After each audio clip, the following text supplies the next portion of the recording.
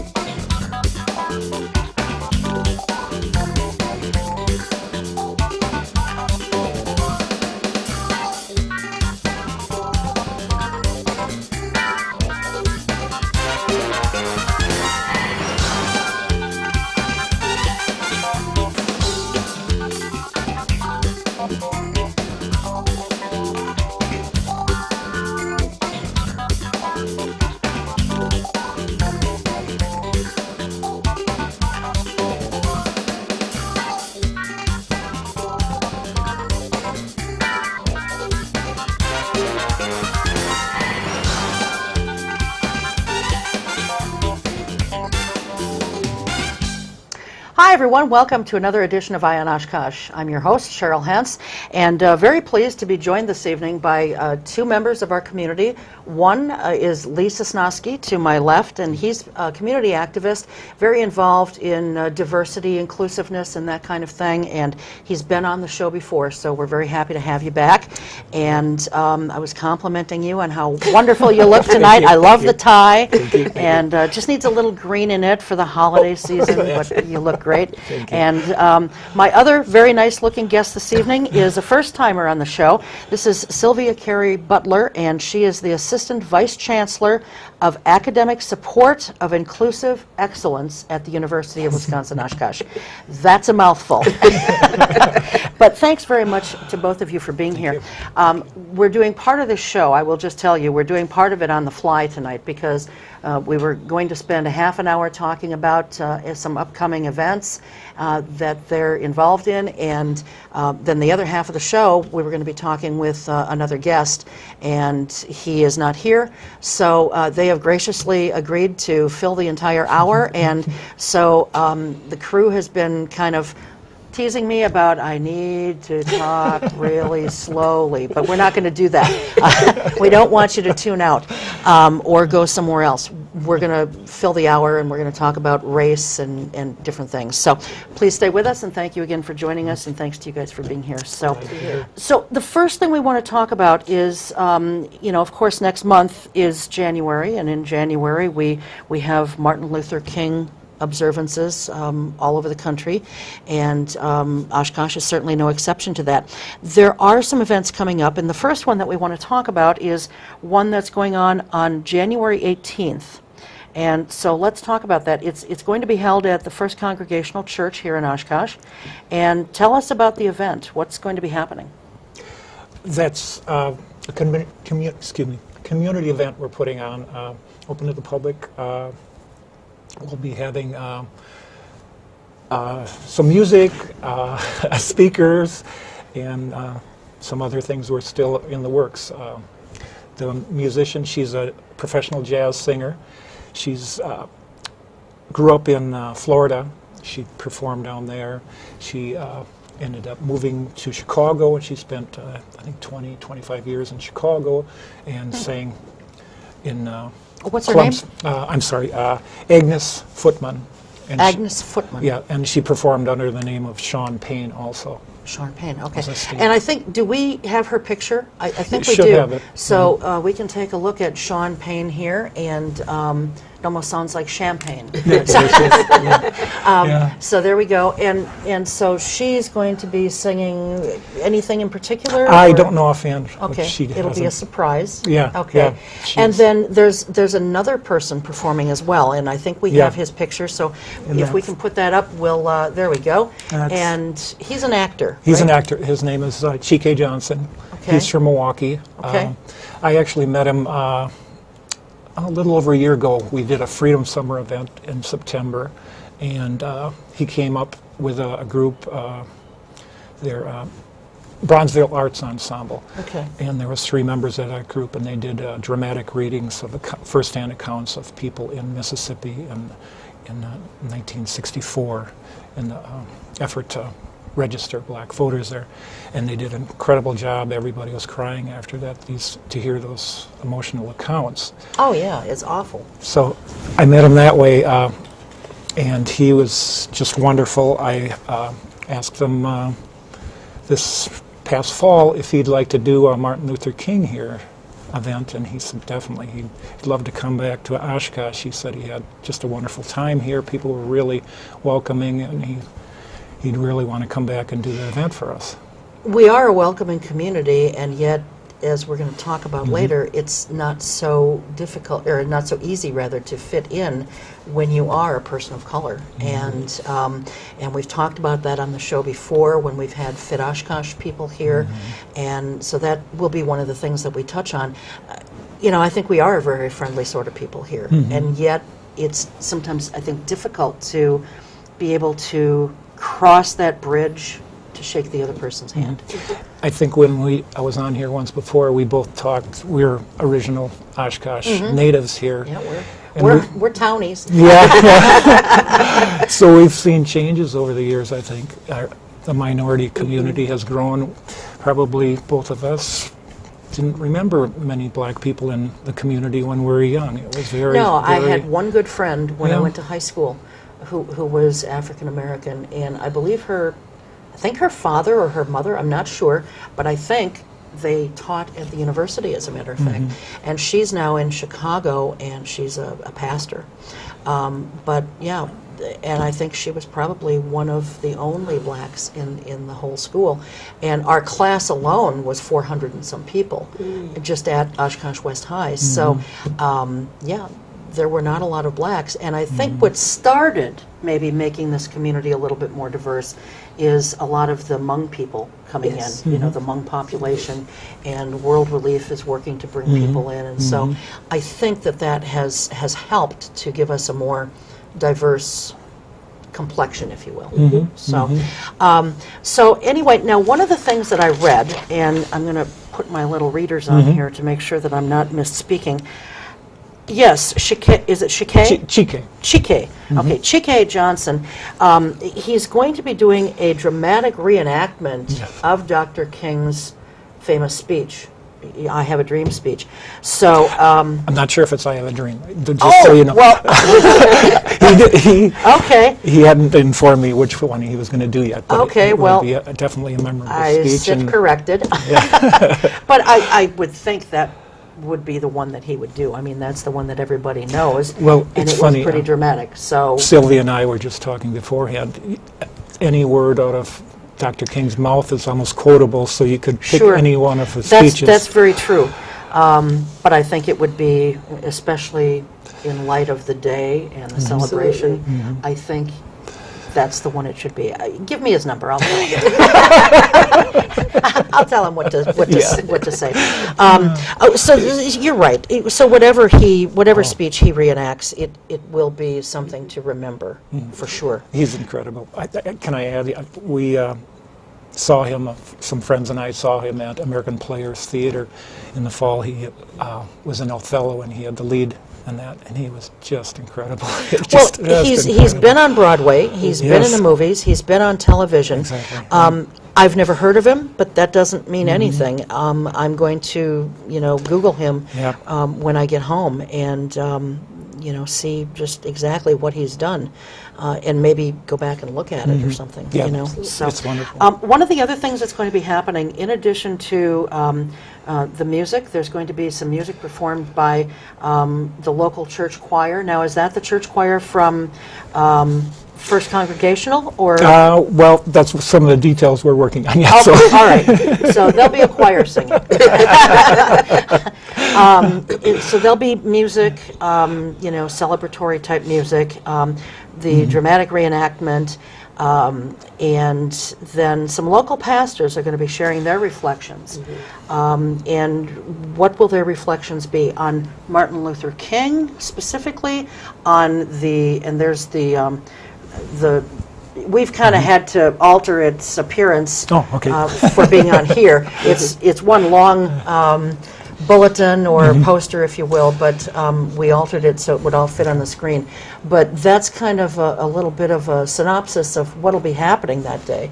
And Let's Sit Together is the name, as you can see, of this particular day. Again, it's January 18th from 6:30 to 8 p.m. at First Congregational Church, which is at 137 Algoma Boulevard here in Oshkosh.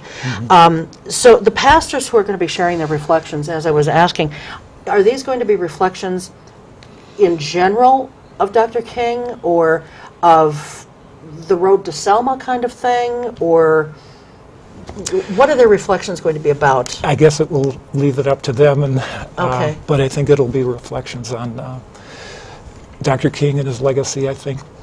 And the Probably, progress that yeah. we've made, Yeah. and hopefully they won't dwell too much on some of the progresses that we haven't made. Yeah. But we have a long way to go. Sure, sure. We really do. Yeah, hopefully one of the pastors, if all works out, he actually was, the way I understand, he was in attendance when Dr. King gave I Had a Dream speech. Oh, So, wonderful. Well, so, that would be, yeah. now that would be a reflection. Yeah. Yeah. That would be Yeah. a reflection for sure. Yeah. So, okay, good. Anything else about this particular event? Well, one of the most important things, too, is going to be following the event would be the reception afterwards. This is, I think, where things can really happen when we meet people and meet them and learn more about each other. I think that's the biggest gains we can have when we create those relationships Sure. and foundations for So when us. we talk about it being from 6:30 to 8, is that the program time? Yes. And then the reception begins Exactly. at 8? Yes. Okay. Yeah. So if people are planning to go, and I hope that you do, because these are important events, these are important times, and it's a part of our history. So if they're planning to go, they should probably plan on being there until maybe 8:30, 9 o'clock. Exactly, or until the staff of First Congregational pushes out the door. We're not going to throw you out. I think Sylvia knows too. She ran from their event at the university last year to attend ours, and she attended That's the reception, and I think she was tired. They had to leave, but there was still people there when she left too at the reception. Was that so- the Freedom Summer Comes Home 2 event? That would have been the Martin Luther King. Oh, okay, all right. Gwen Because I Carr. know that's where I saw you Yeah. speak at Yes. First Congregational, Yes. was at Freedom Yeah. Summer Comes Home. Yeah. 2, Yeah. the second exactly. event. So, okay, good. Well, so, yeah, the reception afterwards, and this event, is there a cost for this, or is it No, free? it's free. Totally free, okay. And you don't have a Facebook page set up specifically for this, but there will be information, as I understand it, on Facebook. And if people just go to Facebook and then type in Celebrating Community Diversity, that's Yeah. where you'll have something Yeah, talking about yeah, it. we'll should have some more information on there. All right. So what's your involvement, Sylvia, in putting this together? Well, actually, I had the pleasure of meeting Lee last year, and he encouraged me to come to the program at First Congregational Church, and I went, and I was quite taken aback. I was excited to be there, excited to see the church engaged and the congregation to be engaged. And, a conversation that Lee and I have been having is, why 2 Martin Luther King celebrations in the city? And I know that at one point there was 1. And I've had some nascent conversations with the university community, as well as just a brief conversation with the mayor, and saying, maybe after this year's celebration, we should all meet and we should have a conversation about a joint Martin Luther King event. I think that that's really important. So with that in mind, our celebration starts at 4 o'clock. It's from 4 to 6 o'clock. And it's at the Alumni Welcome Center on campus with ample parking. Which is always a challenge for the community. But Yes. now it isn't at the Alumni Welcome Center. And it is a free event. Okay. And that's really important for people to know. And the title of the event, and it's on the 18th as well, is America in Crisis, the Racial Divide. And we are, James Baldwin, and I'm paraphrasing, says, you can't fix what you can't face. And so we're facing it, and how apropos for this time for us to be talking about this. And our keynote speaker for the event is the president of Lord's Academy, Bob Beeble. I had the opportunity as a member of the class of 2015 of Leadership Oshkosh to hear him speak, and I was so moved. And who is he again? He is the president of Lord's Academy. Lord's Academy. And it's Bob Beeble, B-I-E-B-E-L. And I just knew that he would be the right person at this time to bring the message about where we stand as a nation, but also talk about the hope. And I think that that's important. When we think about Martin Luther King, we have to think about the hope of what we can be as a nation. And so we have a very full program as well. We engage the city schools in an essay contest, and that is led by Dr. Karen Bowen and Miss Ann Bowen Portraz. I hope I'm saying her name correctly. But we award different levels. We have the first prize, second prize, and third prize for elementary, middle, and high school students. So it's a way for them to reflect on who Martin Luther King was and what is his legacy. And when we get young people to think about those things, we begin to really move the needle in how this generation thinks about who they are and what the potential of this nation is. So I'm excited always about that essay contest. We are going to have, one of the things we award on that same evening, an African American Student Leadership Award, where it's a student from the university is selected based upon his or her leadership, African American student, and we're excited about that. And we have a MLK Drum Major Service Award, and last year Sue Panic was the recipient of that award. And so we're really excited about that. And we also are going to have singing, and I stole the person from last year, so Miss Gwen Carr. And the first song that she is going to sing, and if I'm correct, I hope I'm not getting this wrong, will be A Change Is Gonna Come. And the second song, a Donny Hathaway song, When Will We Be Free? And I think that that's really important to capture the spirit and the moment of the time. We also, at the MLK ceremony on campus, we always roll out the 2015, well, that year's Black Heritage Stamp Tribute. And so this year, the Black Heritage Stamp is celebrating Robert Robinson Taylor. And he was an architect. And as such, we have invited Mr. Nicholas Hans Robinson, who's an architect out of Milwaukee, to come and unveil the stamp. How wonderful. And I think that it's just very fitting. And it's really fitting for the students and the community to have an opportunity to, certainly to see the stamp, but also to meet Mr. Robinson. So I'm excited about that. Sure. Is there any I know that Robinson is in both names, right? Yeah, no relation. No relation. Yeah, Okay. it just happens to be a coincidence, yes. And certainly the campus will have an opportunity to hear from our chancellor. Our chancellor has now been here a year.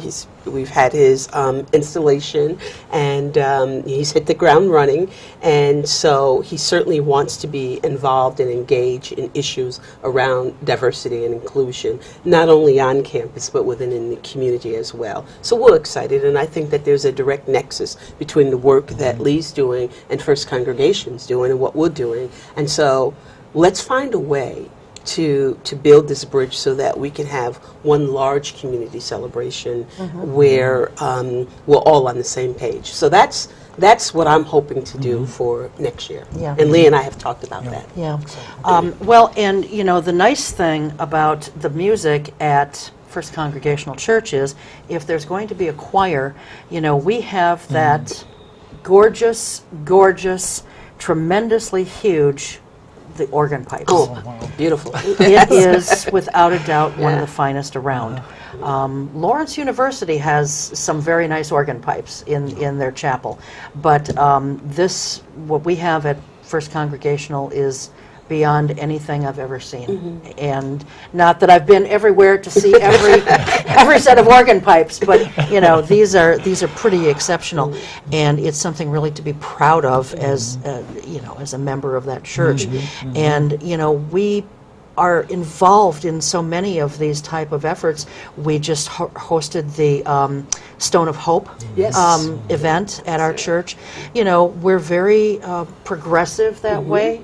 We pride ourselves on being open to all and welcoming to all, and it's just such a wonderful church to be a member of, you know. And it's not just, as I tell people, it's not just being a member of a church, it's being a member of a faith or spiritual based you know, family, and it doesn't matter what your denomination may have been as a child growing up.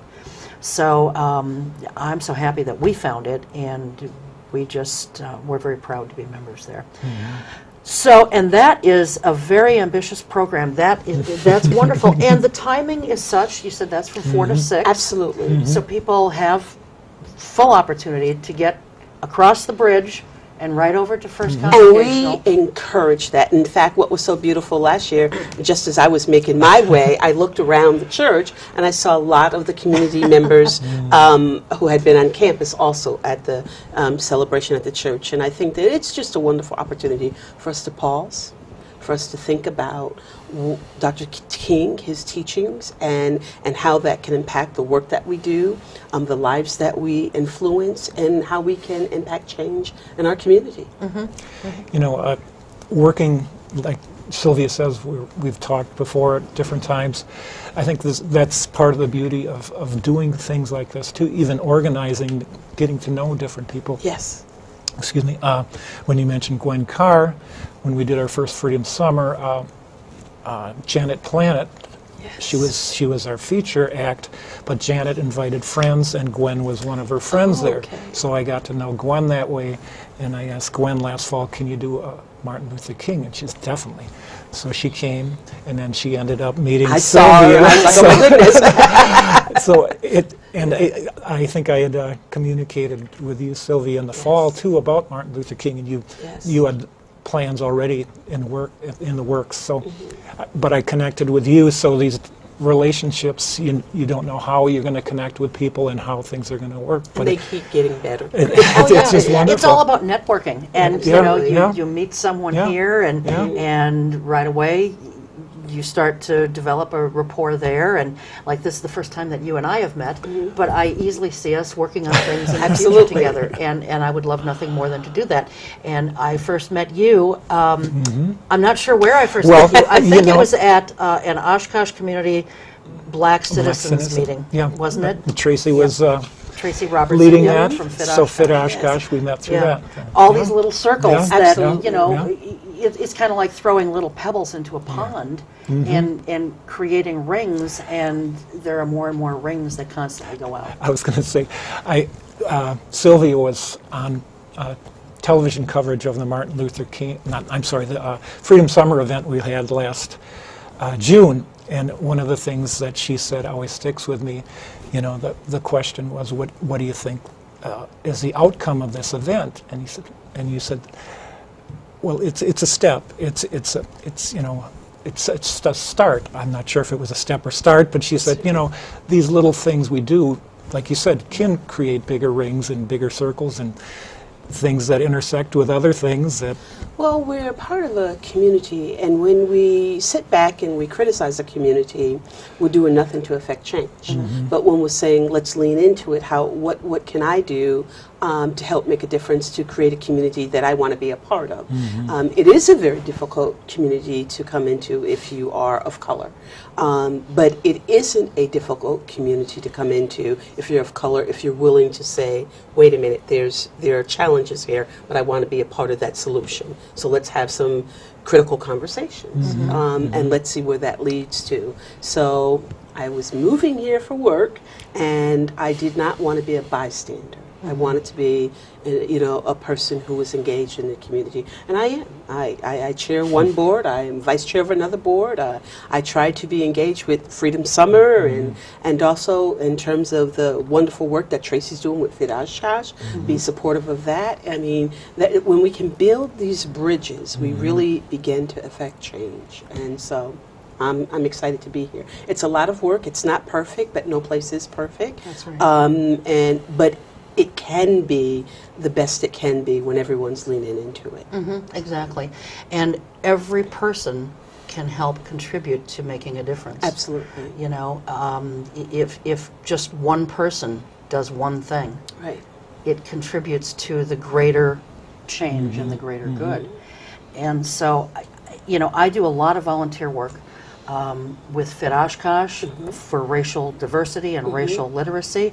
Volunteer a lot of time there.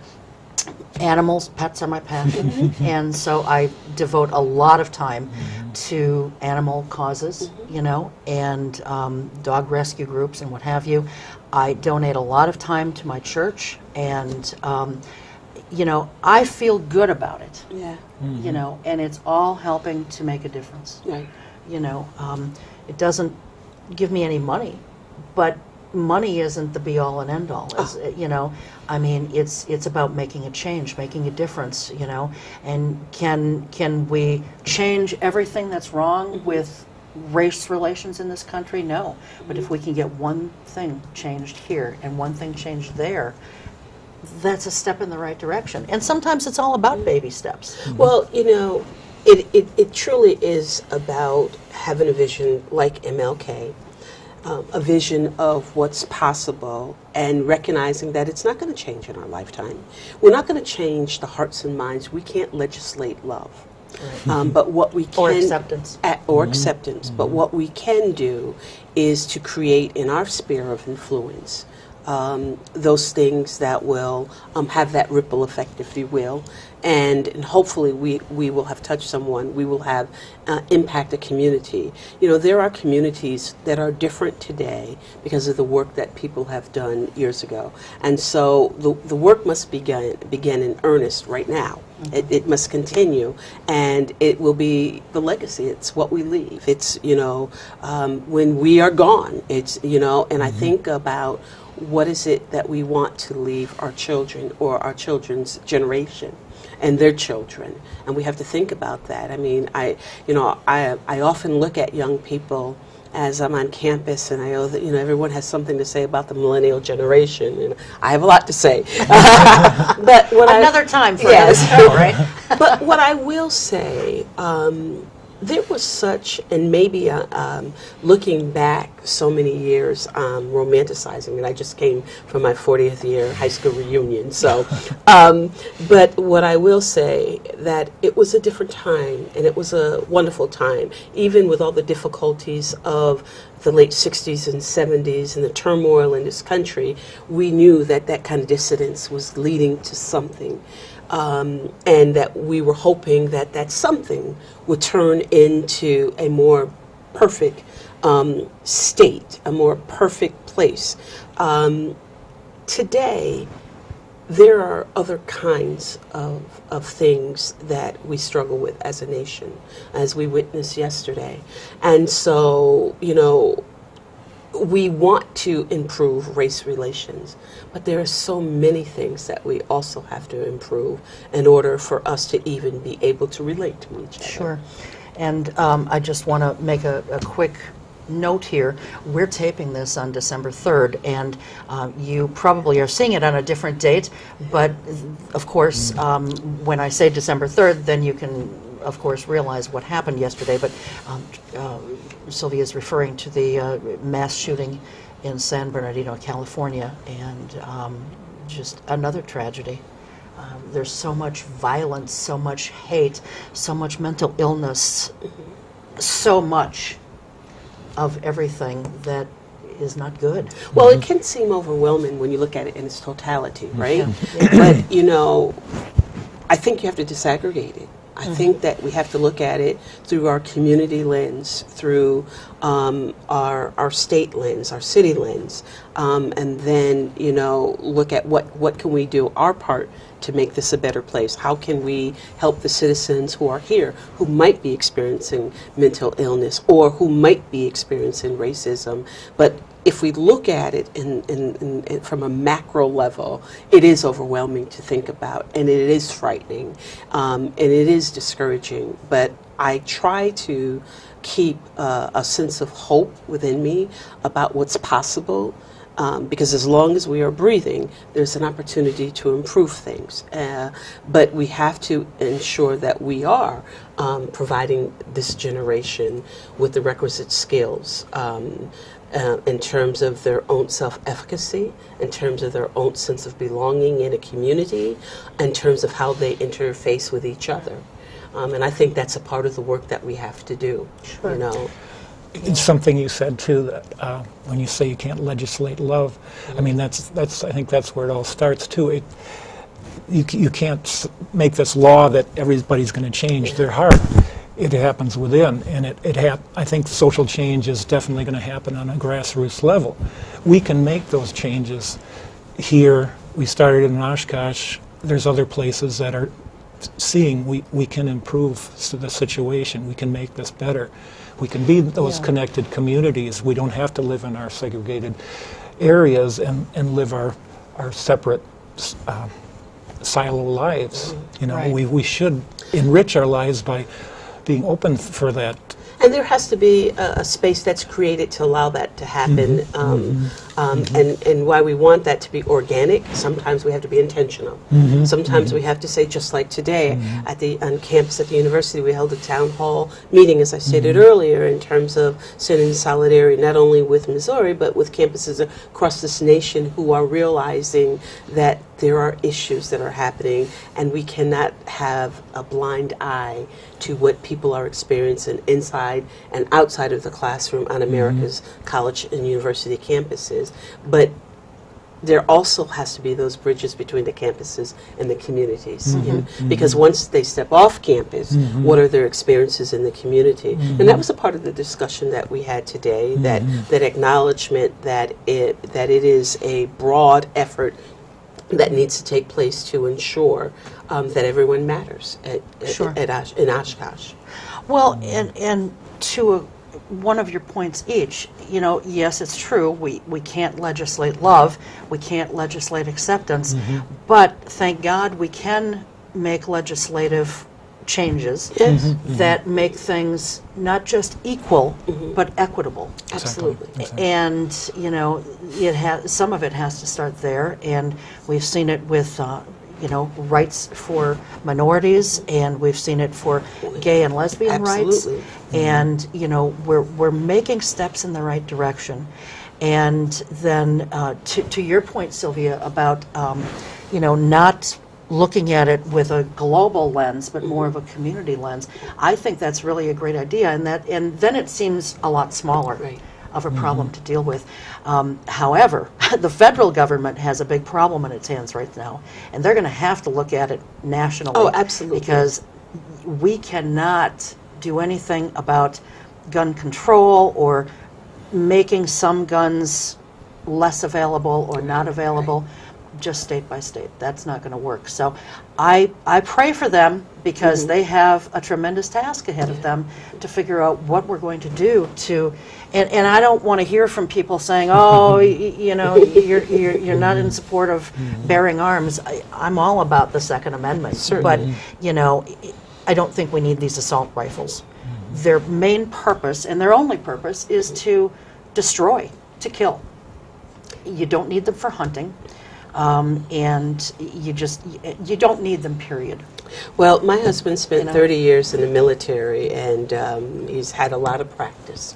Just retiring a couple of years ago, and I can tell you, the weapons are not something that he wants anymore to do with. You have enough, you see enough, you realize that that's not how you want to impact change. What you want to do is impact change person to person. Yeah, I'm all in favor of being able to bear arms to protect yourself, protect your family, protect Yes. your home and property. Certainly. But we have to use some common sense with this, and the federal government is going to have to look at this on a federal level, and they'd better do something pretty quickly, or we're going to have more of these things happening. And it's a tragedy. And the other thing that, and guns tie into this also, when it comes to race relations. Absolutely. I mean, when I see, here we've made such progress in race relations since Dr. King's day. He would probably be very proud, and as he looks down on us, he probably is very proud about the progress that we've made. And yet, in the last few years, I feel like we've taken, maybe one step forward and about 10 steps back, because black youth are being killed, mostly boys, left and right, and it's usually, unfortunately, and I'm ashamed to say it, it's usually either by white people or it's by police officers. And that is tragic in and of itself. It just shouldn't be. And you can't take weapons away from the police. Well, we certainly don't want to take weapons away from the police. Right. But you're absolutely right. I mean, when you look at the national landscape and you look at what's happening in the African American community and you look at what's happening for African American men, and I'm a little bit sensitive to that, only I grew up with 7 brothers. So, so I have a particular interest in that. Of course. And I have a son. So I will tell you that it's very frightening. And what we do, we have to provide instructions about how to comport yourself in communities that you might not necessarily be one of many. In Atlanta, we didn't have that issue. But in North Carolina, didn't have that issue. But here, we do have that issue. And it's unfortunate, but it's a reality. And I come from a family of law officers. My uncle was the first black police officer in Schenectady, New York, where I'm from, and my cousin was the first black chief of police, his son. So I have a cousin who's the chief of police in Madison County in Florida. So policing has been a big part of my family, and we have really difficult conversations around this very issue because we do recognize that there is that dichotomy. On one hand we must have and we must have policing and we must be supportive of policing. On the other hand, we must acknowledge that there is profiling, that there is a different level of treatment. And a lot of people have a hard time wrapping their head around that, right? They don't want to, that's not true. But when you are not the other, you may not experience it, so it's hard to know what somebody else is experiencing. We've experienced it here. Well, I can tell you that I have experienced profiling, but not as a white person. It was just very strange. My partner and I just came back from a vacation out in Arizona, and we did some traveling around and just driving around looking at different communities and that kind of thing. Looking for those golden retirement days. Oh, yeah. We look forward to it. Yes. And one place that we went it was not right on the border, but it was fairly close, like within maybe 45 minutes or so. And as we came back from this community that we visited, there was, a state setup. It wasn't the state. Well, maybe it was. I don't know, but there were troopers there. And it might have been the immigration department. I don't know. And they were stopping every single car. And they stopped, and they stopped us, and we just said, "Hey, how you doing?" And he said, "How you doing?" And I said, "Fine." And I said, "Are you looking for something or someone?" He said, "No, not particularly." And I said, and he seemed to be looking at something up on the windshield, And I said, "Are you looking for something on the?" He said, "No, it's not so much the car; it's who's in the car." And he said, "You ladies have a nice day." And Wow. And I thought, and we both talked, and she is in law enforcement. And I said, "Well, I think we just experienced some racial profiling. Yeah. Or, whatever. I mean, clearly they were looking for immigrants who were coming here illegally, and we didn't look like the type who would have someone hidden in the trunk. Right. So they weren't going to look at you. Yep. And so they just waved us on through. And I thought, but if I was Latino, or possibly black, you never know. I mean, and I'm not, berating them for doing their job, but just do your job equally. Right. And that's all that anyone's ever asked. Yeah. No one wants to leave their house at any time and have to think, I could die.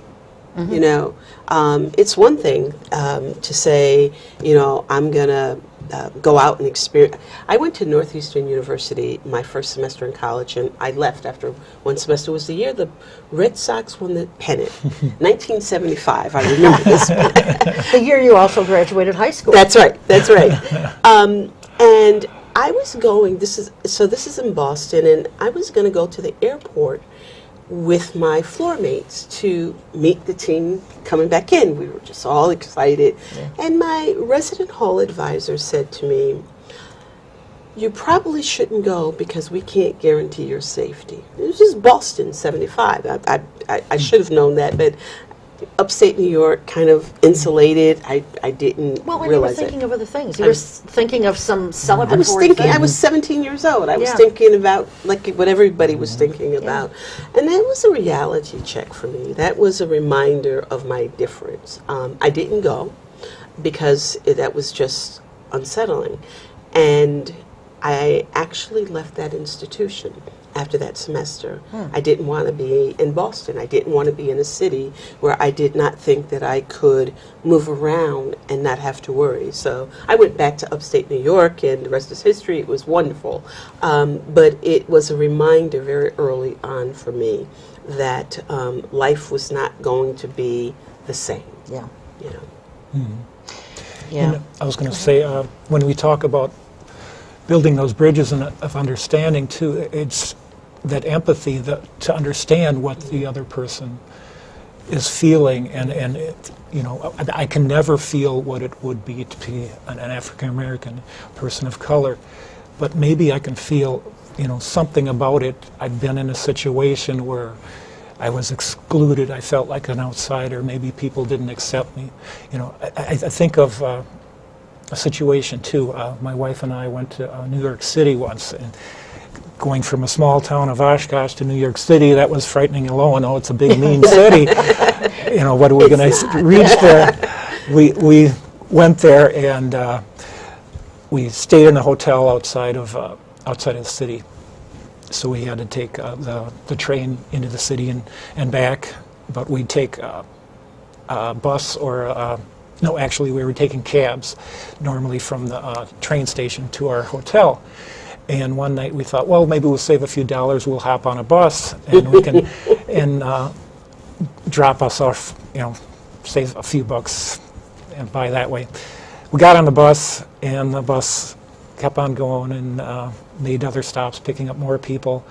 And it felt like, I think the hotel is off in this direction. It seems like we're beyond the hotel. So we asked the bus driver, does this bus go by this hotel? And he said, no, it doesn't. So he said, how do we get there? And I'm not sure how he would actually get right by the hotel. And he started asking other people. And it just so happens we were on a bus. We were probably on the bus, and we were only maybe two white people amongst people of color on the bus. There was Hispanic people, black people. The bus driver was African American too. But he started asking other people, how do these people get back to their hotel? So that it was this entire bus was asking, oh, how do you get there? So there's a bus load of maybe 50 or more people. It's going around the entire bus. How do these people get back to their hotel?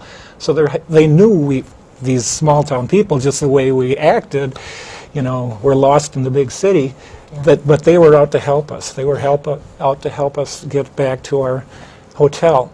So it turns out it didn't go by our hotel. We had to make a circle around, I think, pretty much the state of New Jersey. We were on the bus You for truly about did 4 take the hours. scenic route, for sure. Are you kidding me? Yeah, so Wow. we ended up back where we started, and as we got off the bus, there was a little small African-American lady, older lady.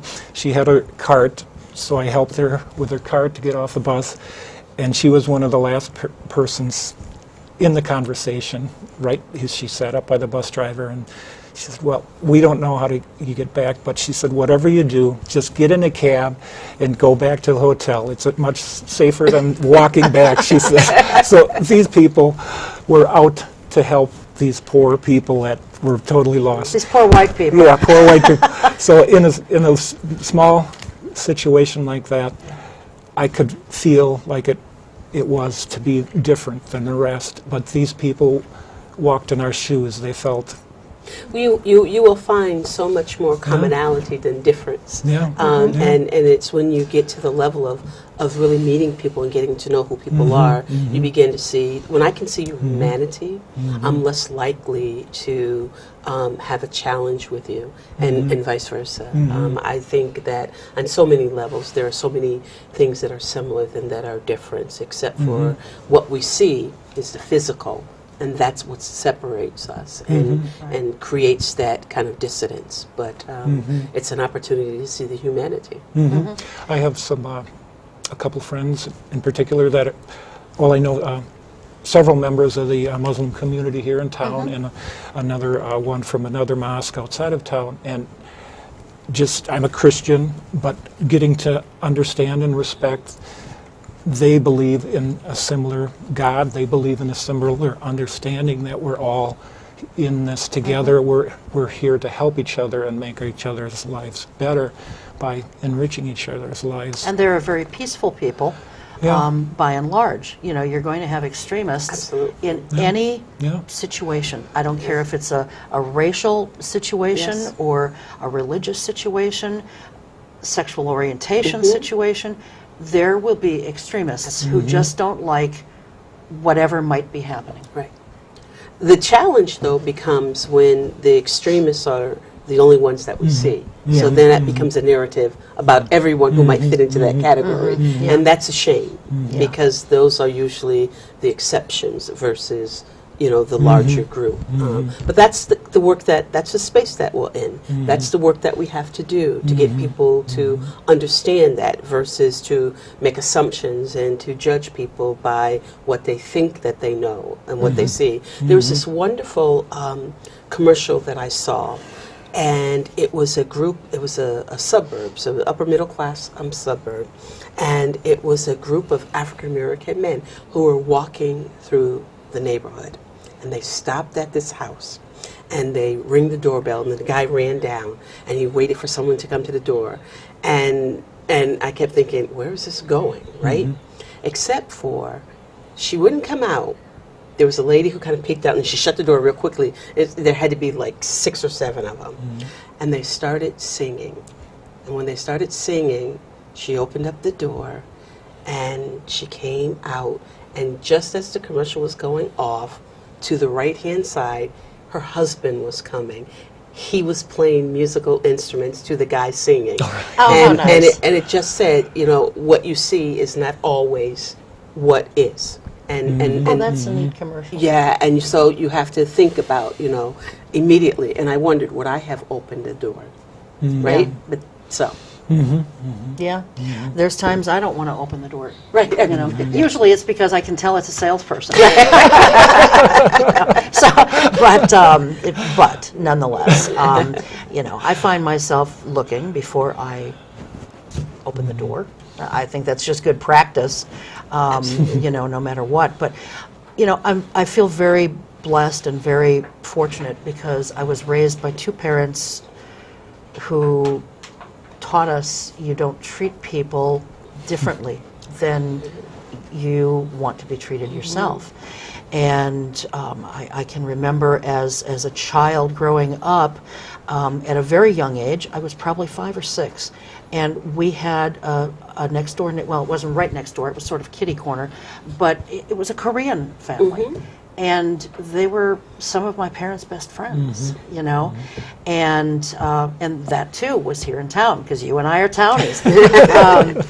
And you know, I have this discussion a lot with Tracy Robertson from Fit Oshkosh, and when Jennifer Chandler was still here with Fit Oshkosh, because you know I still say I'm colorblind in some ways, and they don't like that, and they correct me on that. But I've explained to them what I mean is, you know what, I don't treat you any differently than I would treat Lee. Might treat you guys differently because one's a man, one's a woman, but based on color, I would not treat you any differently. Now, does that mean I'm dismissive of the fact that you're obviously brown or black skinned? No, not at all. I want to learn more about the black heritage and that kind of thing. So I'm not dismissive of that, but I don't treat you differently when it comes to respect and that kind of thing. And that's a hard thing to, I think, sometimes get folks to understand. I do understand it, but when people have said to me a lot that I'm colorblind, but when people are colorblind, they render you invisible because then you don't see me who I am. But I know exactly what you're talking about, that kind of fairness, that justness, that the way that you treat people and not by the difference that exists. That's I understand. It's when people say, but I don't see color. And when you say that, they don't understand. It's like Ralph Ellison's The Invisible Man. It's a wonderful book because it talks about being black and the society and no one noticing you because you're not, your blackness is not something that they care to know. Ralph Ellison is called The Invisible Man. The Invisible Man. It's an old book. I read this in high school. Yeah. Okay. But you know, so that's important.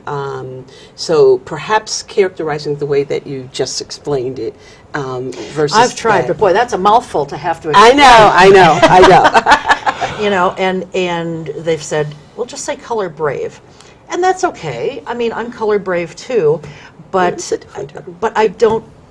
My whole point is, I think probably all the people who say they're colorblind, I think all we're all really trying to say is we don't treat you differently because you're African American. You just have to equip people with the right tools and language so that an African American person won't say, I don't really want to interact with that person because they don't see me. Yeah. I was going to add, Chike, I mentioned seeing him at American Players. Another thing wonderful about him was he had completed this play. I asked a stagehand, is it possible to talk to Chike? And he said, I'll ask him. So he went back, and we waited. And we waited maybe 5 minutes after the performance ended. Chike came out right away after that. It was incredible. This physical, emotional play he did, but he was out there to talk with us. And as we talked, it was interesting. There was a older white couple came up to him, and they were just so enthralled by his performance. But it was something that recognized his difference, but it spurred a conversation. They said, "Are you African? You look African."